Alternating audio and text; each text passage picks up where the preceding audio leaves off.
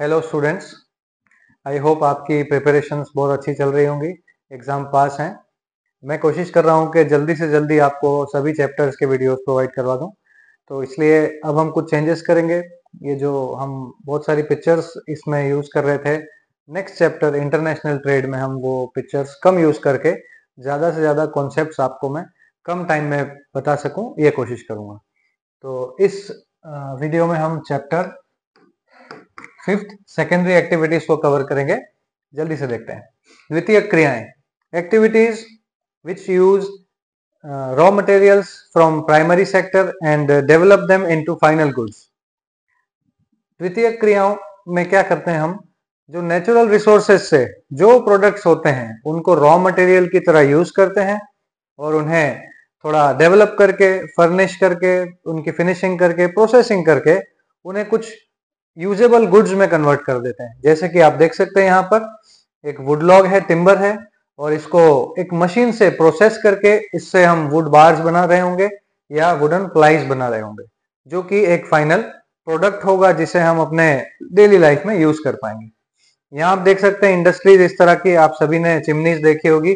यहाँ पर क्या किया जा रहा है, कोई किसी न किसी रॉ मटेरियल को फाइनल गुड्स में, यूजेबल प्रोडक्ट में कन्वर्ट किया जा रहा है। आप यहाँ देख सकते हैं कि यार्न को, धागे को यूज करके, जो कि एक कॉटन रॉ मटेरियल से बना है, उस धागे को यूज करके कोई फैब्रिक बनाया जा रहा है यहाँ पे। नेक्स्ट देखते हैं मैन्युफैक्चरिंग। कुछ टर्म्स हैं आपके चैप्टर में जिनको मैंने कवर किया है यहाँ पर। मैन्युफैक्चरिंग, जिसका सीधा सीधा मतलब होता है हाथों से कोई चीज बनाना, मेकिंग विथ हैंड्स। पहले के टाइम पर जब मशीन्स, ऑटोमेशंस नहीं थे, पावर ऑपरेटेड टूल्स नहीं थे, तब सारे प्रोडक्ट्स हाथ से ही बनाए जाते थे, मैनुअली बनाए जाते थे। जैसा कि आप देख सकते हैं कि ये दिया बनाया जा रहा है, यहाँ पर पोटर हाथ से दिया बना रहा है। यहाँ पर एक फैब्रिक को बनाया जा रहा है, यहाँ पर भी हाथों से हो रहा है। लेकिन अब now days we use power operated machines. ऐसी मशीन्स जो पावर से ऑपरेट की जा रही है, वो स्टीम पावर से की जाती थी कभी, अब वो इलेक्ट्रिक पावर से की जा रही है। तो मैन्युफैक्चरिंग सीधा सा मतलब है मेकिंग विथ हैंड्स। किसी भी चीज को जब हाथ से बनाया जाता है, हाथों द्वारा, हाथों से निर्माण किया जाता है, तो वो मैन्युफैक्चरिंग कहलाएगी। नेक्स्ट देखते हैं मॉडर्न लार्ज स्केल इंडस्ट्रीज। ये आपका इंपॉर्टेंट टॉपिक है इस चैप्टर का। मॉडर्न लार्ज स्केल इंडस्ट्रीज के फीचर्स, कैरेक्टरिस्टिक्स। कभी कभी सीधे पूछ लिए जाते हैं, सभी कैरेक्टरिस्टिक्स बताइए, कभी किसी एक पर्टिकुलर फीचर के बारे में पूछा जाता है। तो हम सारे टॉपिक्स को डिस्कस कर लेते हैं। पहला फीचर देखते हैं, specialization of skill and method. Skill और मेथड मतलब काम करने की जो स्किल होती है या काम करने का जो तरीका होता है, उन सभी में स्पेशलाइजेशन पे फोकस किया जाता है। इट मींस एक वर्कर है तो उसको एक पर्टिकुलर स्किल सिखाई जाएगी, उस पर फोकस किया जाएगा, इन्वेस्ट किया जाएगा, ताकि वो वर्कर एक एसेट बने और इंडस्ट्री को कंट्रीब्यूट करे। मेथड्स में स्पेशलाइजेशन लाया जाता है।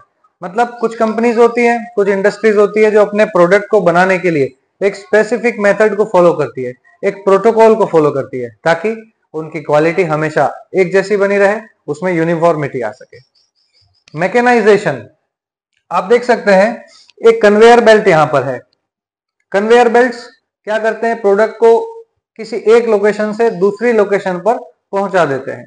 पहले ये काम मैनुअली किया जाता था। आप जानते हैं लेबर्स हुआ करते थे जो सामान उठाकर एक से दूसरी जगह ले जाते थे, उसमें काफी टाइम भी लगता था और कभी कभी मिस हैंडलिंग भी हो जाती थी। बट ऑटोमेशन आ गया, मैकेनाइजेशन आ गया, और उससे हम कुछ कन्वेयर बेल्ट्स को यूज करके प्रोडक्ट्स को उनकी डेस्टिन्ड लोकेशन पर हम जल्दी से जल्दी पहुंचा सकते हैं और मिस हैंडलिंग के चांसेस भी कम हो जाते हैं। नेक्स्ट आप देख सकते हैं यहाँ पर एक पेपर बैग में कोई प्रोडक्ट पैक किया जा रहा है। ये पैकिंग पहले हाथों से होती थी, मैनुअली की जाती थी, और अब हम देख रहे हैं कि इसके लिए भी सिंपल मशीनरी आ गई है। आजकल ये ऑर्डिनरी हर किसी स्टोर में आपको देखने को मिल जाएगी। तो ये है मैकेनाइजेशन, मतलब use of machinery, increasing the use of machinery in industrial process. Next देखिए टेक्नोलॉजिकल इनोवेशन। इनोवेशन का मतलब होता है कुछ नया करना। टेक्नोलॉजी मतलब तकनीक का यूज करके कोई नए स्टेप्स उठाना, जिनसे मॉडर्न लार्ज स्केल इंडस्ट्रीज अपने काम को बेहतर बना सकें या अपने प्रोडक्ट को बेहतर बना सकें। जैसे हम देख रहे हैं आज पोल्यूशन बढ़ता जा रहा है, तो इंडस्ट्रीज क्या कर रही है, अपना वेस्ट मैनेजमेंट कर रही है, एफिशिएंट वेस्ट मैनेजमेंट कर रही है, ग्रीन एनर्जी को यूज कर रही है। ऐसी मशीनरी जो कम वेस्टेज करे, ऐसी मशीन को यूज कर रही है, तो ये कहलाता है टेक्नोलॉजिकल इनोवेशन। मतलब कुछ ऐसा नया काम करना, जिससे कोई नए ऐसे स्टेप्स उठाना जिससे एफिशिएंसी बढ़ जाए, प्रोडक्टिविटी बढ़ जाए। अब देखिए, ऑर्गेनाइजेशनल स्ट्रक्चर एंड स्ट्रेटिफिकेशन, बहुत बड़ा नाम है, हम इसको आसान कर देते हैं। ऑर्गेनाइजेशनल स्ट्रक्चर, ऑर्गेनाइजेशन मतलब एक संस्था, स्ट्रक्चर मतलब एक ढांचा, एक स्ट्रक्चर जिसमें सर्टेन लेवल्स हो, सबका अलग अलग काम हो। तो हम जानते हैं आज पहले की तरह इंडस्ट्रीज नहीं है। आज की इंडस्ट्रीज में हर काम के लिए अलग डिपार्टमेंट होता है। रॉ मटेरियल्स की बाइंग के लिए अलग डिपार्टमेंट होगा, टाइम मैनेजमेंट के लिए अलग डिपार्टमेंट है, अकाउंट्स डिपार्टमेंट अलग है, लेबर वेलफेयर डिपार्टमेंट अलग है, ट्रांसपोर्टेशन संभालने वाला डिपार्टमेंट अलग है, सेल्स अलग है, मार्केटिंग अलग है। मतलब सबका अपना अलग अलग काम है। आप यहाँ देख सकते हैं इस वेक्टर में, यहाँ पर एक वर्कर दिखाया जा रहा है, यहाँ पर एक ग्रेजुएट मतलब स्कॉलर दिखाया जा रहा है, यहाँ पर एक मैनुअल वर्कर दिखाया जा रहा है, यहाँ पर फूड सेक्टर में काम करने वाला कोई शेफ बताया जा रहा है, यहाँ पर एक सिक्योरिटी गार्ड है आई थिंक। तो सभी लोगों को अपना काम बांट दिया जाता है और उनको उस काम में स्पेशलाइजेशन प्रोवाइड किया जाता है। यहाँ देख सकते हैं आप, extreme specialization and division of labour. Labour का मतलब यहाँ पर काम से है, काम को बांट दिया जाता है। आप देख सकते हैं दो तरह के वर्कर्स हैं यहाँ पे, ये दोनों लोग ही काम कर रहे हैं, लेकिन दोनों के प्रोफाइल में आप साफ डिफरेंस देख सकते हैं। एक फील्ड वर्कर है और एक ऑर्गेनाइजेशनल या मैनेजमेंट वर्कर है। Next, bureaucracy. ब्यूरोक्रेसी का मतलब होता है एक टीम होती है, जो ऑफिसर्स होते हैं उनकी टीम होती है, जो मॉनिटरिंग करते हैं, सुपरविजन करते हैं, प्रोडक्ट ठीक से बन रहे हैं या नहीं बन रहे हैं। जो भी एक्टिविटी है, इंडस्ट्रियल एक्टिविटी है, उन सब का सुपरविजन करने के लिए, मॉनिटरिंग करने के लिए एक स्कॉलर्स मतलब एक लर्नेड लोगों की टीम होती है, जो पूरे प्रोडक्शन पे नजर रखती है, ताकि बिल्कुल क्वालिटी मैनेजमेंट हो सके और प्रोडक्ट्स टाइम पर कंज्यूमर के पास पहुंच सके। तो इन अ नटशेल आप कह सकते हैं कि ब्यूरोक्रेसी इंडस्ट्री को एफिशिएंट बनाती है, उसको प्रोडक्टिव बनाती है। आगे देखते हैं, लोकेशन ऑफ इंडस्ट्रीज। इंडस्ट्रीज की लोकेशन को, उनकी स्थिति को प्रभावित करने वाले कारक, factors affecting location of an industry. आप सोचिए, कहीं आप इंडस्ट्री लगाना चाहेंगे, कभी आप इंडस्ट्री एस्टेब्लिश करना चाहते हैं, तो किन बातों का ध्यान रखेंगे, किन बातों के बारे में पहले सोचेंगे, फिर इंडस्ट्री लगाई जाएगी। तो हम जरूर ये सोचेंगे कि क्या गवर्नमेंट हमें कुछ फेवर दे सकती है, क्या ऐसी जगह जाना चाहेंगे जहां पर गवर्नमेंट थोड़ा फेवरेबल हो हमारे लिए। हम ऐसी जगह जाना चाहेंगे जहां पर इलेक्ट्रिसिटी या अदर पावर सोर्सेज हमारे लिए अवेलेबल हों। हम ऐसी जगह चुनेंगे जहां अच्छा ट्रांसपोर्ट हो। हम मार्केट के पास रहना चाहेंगे, क्योंकि जितना हम मार्केट के पास होंगे, हमारे प्रोडक्ट जल्दी से जल्दी लोगों तक पहुंचेंगे, हमारे कंज्यूमर्स तक पहुंचेंगे। हम चाहेंगे कि हमें स्किल्ड लेबर मिल जाए, हमें चीप लेबर मिल जाए, ताकि द कॉस्ट ऑफ प्रोडक्शन, जो हमारी प्रोडक्शन की कॉस्ट है, वो कम से कम हो सके। तो एक बार फिर से देख लेते हैं, लोकेशन को अफेक्ट करने वाले कौन से फैक्टर हैं। पहला फैक्टर है गवर्नमेंट पॉलिसीज, सरकार की नीतियां। अगर पॉलिसीज फेवरेबल होंगी तो इंडस्ट्रियल डेवलपमेंट ज्यादा होगा, अदरवाइज ऐसी इंडस्ट्रीज वहां जाने से बचेंगी, नहीं जाना चाहेंगी ऐसी जगह। आप जानते हैं टाटा नैनो एक जाना माना नाम है। टाटा नैनो का प्लांट पहले वेस्ट बंगाल में लगने वाला था, आपने सुना भी होगा, वेस्ट बंगाल में लगने वाला था, लेकिन कुछ गवर्नमेंट पॉलिसी के डिफरेंसेस के कारण लगने के बाद, इस्टेब्लिश होने के बाद वो प्लांट शिफ्ट कर दिया गया गुजरात में। क्यों शिफ्ट किया होगा? गवर्नमेंट ने कोई फेवरेबल पॉलिसी दी होगी, कुछ फेवर दिया होगा। सोर्स ऑफ एनर्जी, बिल्कुल जहां पर अच्छी पावर होगी, अच्छे अवेलेबिलिटी होगी पावर की। देखिए, सिर्फ इलेक्ट्रिसिटी नहीं है, नेचुरल गैस, जैसे आप जानते हो कि मोरबी गुजरात में एक सेरेमिक इंडस्ट्री का हब है, वहां पर नेचुरल गैस, उससे प्रोडक्शन को पावर मिलती है। तो एनर्जी सोर्सेज में सिर्फ इलेक्ट्रिसिटी नहीं है, जो भी पावर सोर्सेज रिक्वायर्ड हैं उनकी अवेलेबिलिटी को देखा जाएगा, उसके बाद इंडस्ट्री सेटअप की जाएगी। नेक्स्ट देखिए, skilled and cheap labour. Labours सभी इंडस्ट्रीज को चाहिए और वो स्किल्ड होनी चाहिए, चीप होनी चाहिए, ताकि प्रोडक्शन में कॉस्टिंग कम आए और स्किल होने से एफिशिएंसी बढ़ जाएगी। नेक्स्ट देखिए, एक्सेस टू मार्केट। ऐसी लोकेशन जो मार्केट के ज्यादा पास हो, वो हर इंडस्ट्री के लिए बेनिफिशियल होगी, प्रोडक्ट्स कंज्यूमर के पास पहले पहुंच पाएंगे। ट्रांसपोर्ट, अच्छा ट्रांसपोर्ट होगा तो रॉ मटेरियल भी जल्दी मिल जाएंगे और जो फाइनल गुड्स हैं वो भी जल्दी मार्केट तक पहुंच पाएंगे। कम्युनिकेशन, बिल्कुल कम्युनिकेशन बहुत इंपॉर्टेंट है आज के टाइम में, वो भी बहुत जरूरी चीज है। और रॉ मटेरियल, हर इंडस्ट्री को अपने रॉ मटेरियल्स की रिक्वायरमेंट होती है और वो चाहती है कि उनके रॉ मटेरियल्स अच्छी क्वालिटी में, अच्छी कंडीशन में उनके पास पहुंच पाए, तो they prefer near by locations which provide them raw materials. Next देखते हैं, यस, क्लासिफिकेशन ऑफ इंडस्ट्रीज। अब हम इंडस्ट्रीज को क्लासिफाई करेंगे, अलग अलग बेसिस पे क्लासिफाई करेंगे। पहला बेस होगा हमारा साइज या फिर आकार, कितनी साइज है उसके बेस पे। तो साइज क्या, फिजिकल साइज नहीं, हम बात कर रहे हैं यहां पर इन्वेस्टमेंट की। इन्वेस्टमेंट या निवेश, कितना इन्वेस्ट किया जा रहा है किसी इंडस्ट्री में, उसके बेस पर हम डिवाइड करेंगे। तो स्मॉल स्केल इंडस्ट्रीज, इनके लिए मैं सीधा एक अमाउंट लिख देता हूं 1 CR, मतलब 1 CR से कम, 1 करोड़ से कम अगर इन्वेस्टमेंट हो रहा है तो वो इंडस्ट्रीज कहलाती हैं स्मॉल स्केल इंडस्ट्री। आप देख सकते हैं एक छोटी सिंपल मशीनरी है, एक स्किल्ड वर्कर है जो कोई वुडन मटेरियल बना रहा है, तो इसमें कोई 1 करोड़ का इन्वेस्टमेंट तो नहीं लगा होगा, बहुत ज्यादा जगह की जरूरत भी नहीं होगी, तो ऐसे इनको हम कहते हैं स्मॉल स्केल इंडस्ट्रीज। बट आप यहां देखेंगे जब, तो आप देख सकते हैं कई सारे इक्विपमेंट यहाँ पर लगे हुए हैं, लार्ज इक्विपमेंट्स लगे हुए हैं, और इनमें 1 CR से ज्यादा इन्वेस्टमेंट भी होगा, प्लस बहुत ज्यादा जमीन की जरूरत पड़ेगी, एक लार्ज इंफ्रास्ट्रक्चर की जरूरत पड़ेगी। तो industries which have investment more than 1 CR are considered large scale industries. Next देखिए, आउटपुट के बेस पर स्टूडेंट्स, इंडस्ट्रीज क्या आउटपुट दे रही हैं, किस कैटेगरी का प्रोडक्ट बना रही है, इसके बेस पे हम उसको 2 पार्ट्स में डिवाइड करते हैं। सबसे पहली है बेसिक इंडस्ट्रीज। आप इस पिक्चर को देखिए, जरूर आपने ऐसे रोल्स को, मेटेलिक शीट के जो रोल्स हैं उनको ट्रांसपोर्ट होते हुए देखा होगा।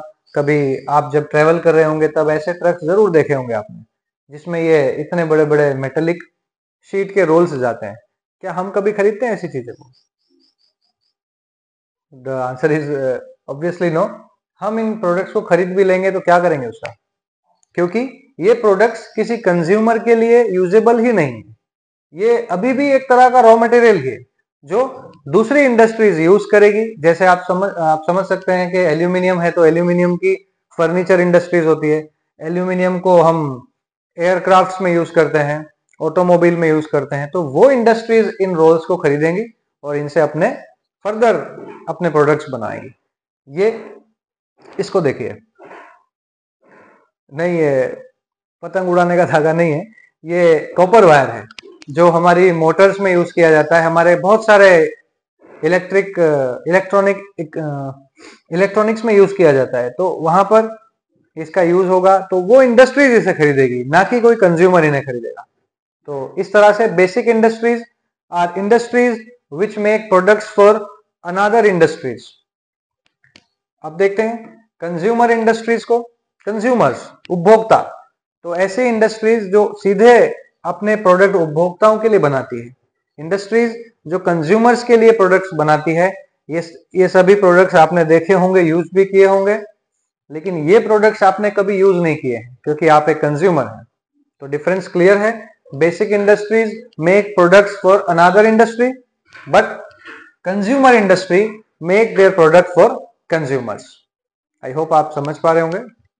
आगे बढ़ते हैं, agro based on raw materials, मतलब इंडस्ट्रीज किस कैटेगरी के रॉ मटेरियल को यूज कर रही है, उनका रॉ मटेरियल कहां से मिल रहा है, उसके बेस पर अलग अलग टाइप्स हैं, देखते हैं। सबसे पहला है एग्रो बेस्ड, मैं नंबरिंग कर देता हूं यहां पर, एग्रो बेस्ड इंडस्ट्री मतलब कृषि आधारित उद्योग, ऐसी इंडस्ट्रीज जिनका रॉ मटेरियल हमें एग्रीकल्चर से मिलता है। जैसे आप देख सकते हैं टायर इंडस्ट्री, तो टायर्स रबर से बनते हैं और रबर एक प्लांटेशन क्रॉप है, रबर की प्लांटेशन क्रॉप होती है, उससे हमें रॉ रबर या लेटेक्स मिलता है जिसको हम आगे डेवलप करते हैं और हम टायर इंडस्ट्री में उसे यूज करते हैं।